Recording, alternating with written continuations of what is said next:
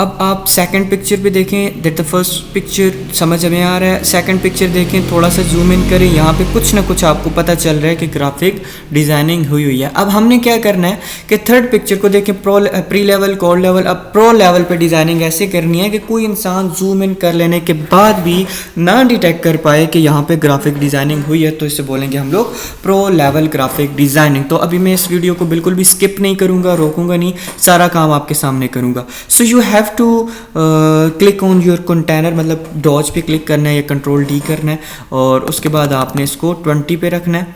कम भी कर सकते हैं, जितना कम होगा उतना बेहतर है। और स्पेसिफिकली आपने क्या करना है, अपने ऑब्जेक्ट को यहाँ से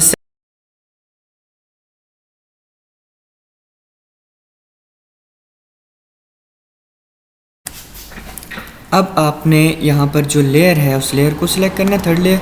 अब आपने वर्क कैसे करना है। अच्छा, अब एक क्वेश्चन आया कि सर ये इसके पिक्सल्स इतने ख़राब क्यों? तो बेसिकली पिक्चर हम लोगों ने कॉपी किया हुआ है ना, तो आप जब हाई क्वालिटी का पिक्चर यूज़ करेंगे तो आपके सामने जो क्वालिटी होगी वो मज़ीद इम्प्रूव होगी। सो अब लेयर सेलेक्ट करते हैं, और लेयर सेलेक्ट कर लेने के बाद हम लोग इस पर वर्क करते हैं।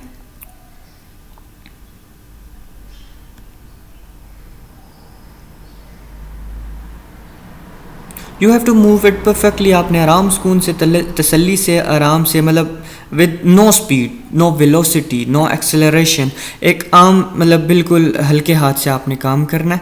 और आपने कोशिश करनी है कि इसकी जो क्वालिटी है वो मेंटेन रहे। क्वालिटी कैसे मेंटेन रहेगी? विद मतलब स्पीड ऑफ योर कर्सर। जैसे स्पीड ऑफ कर्सर ज़्यादा होगी तो मिस्टेक होने के चांसेस ज़्यादा होते हैं, तो स्पीड ऑफ कर्सर को आपने कम रखने और कोशिश करनी है सबको फिल करना है। अब ये ज़रूरी नहीं है कि आप इसी, मतलब मैं आपके सामने अगर ये एग्जांपल कर रहा हूँ तो ये बहुत इंपॉर्टेंट है या कुछ इस तरह से, ऐसी बात नहीं है कि आप डिफरेंट जगहों पे डिफरेंट इसकी एप्लीकेशन है। आप कहीं पर भी डॉज का बटन आपको यूज़ करने को मिल सकता है। स्काई पे, आसमान पे किसी चीज़ को अगर आपको रिमूव करना पड़ता है, फॉर एग्जाम्पल मैं आपको एक वीडियो की लिंक शेयर करूँगा आपके कहने पर। अक्सर आपने वीडियोज़ देखी होती हैं कि अगर एक जगह से एक बंदा खड़ा है, उसने क्या किया, एक फॉर एग्जाम्पल एफएल टावर है या बुर्ज खलीफा की जो बिल्डिंग है, उसे एकदम हाथ में पकड़ के वीडियोस में आप देखते हैं रिमूव कर लिया। तो अब वो कैसे पॉसिबल होता है? वो डॉज के थ्रू पॉसिबल होता है। तो अब इसकी आगे बहुत बेशतर एप्लीकेशंस हैं जो ग्राफिक डिज़ाइनिंग में आगे काम आती हैं, तो इसी वजह से हम लोग इस टूल को अच्छे से सीखते हैं। So one by one, segment to segment जब आप किसी भी चीज़ को अप्लाई करते हैं और बदले में आपको इस तरह के आउटपुट्स मिलते हैं कि कोई बंदा जूम इन कर लेने के बाद भी ना डिटेक्ट कर पाए कि भाई एडिटिंग हुई है या नहीं हुई, तो इसको कहते हैं pro level of graphic designing and pro level of image manipulation. So that was code level, जहाँ पे कोई भी पता करवा सकता है। प्री कोड लेवल थोड़ा सा डिफिकल्ट होता है पता करना, और प्रो लेवल यहाँ पे कोई भी बंदा देख के क्या जूम इन करने के बाद भी उसकी पिक्सल क्वालिटी ऐसी होती है कि नहीं डिटेक्ट कर पाता कि यहाँ पे एडिटिंग हुई है या नहीं हुई। अब आते हैं कि अगर आपको पिक्चर की रेजोल्यूशन चेंज करनी है, किसी ब्लैक बंदे को वाइट करना है,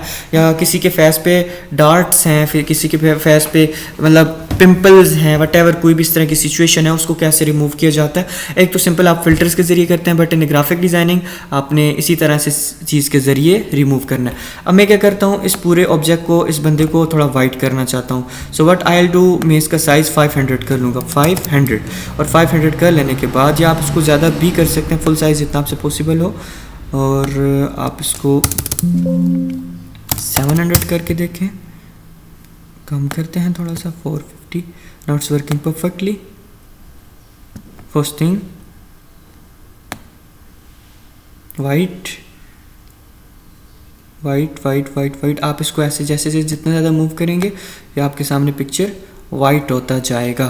तो अब ओवरऑल अब आपका टास्क ये है कि आपने किसी भी एक आम इंसान का जो फ़ोटो है, जो आम इंसान, उसका पिक्चर, उसका फेस कंसिडर करना है, और उसके टीथ्स का कलर आपने मुझे चेंज करके देना है, और उसके जो आई का वाइट पोर्शन होता है उसका कलर आपने जो है वो डार्क ब्लैक करके हमें शेयर करना है।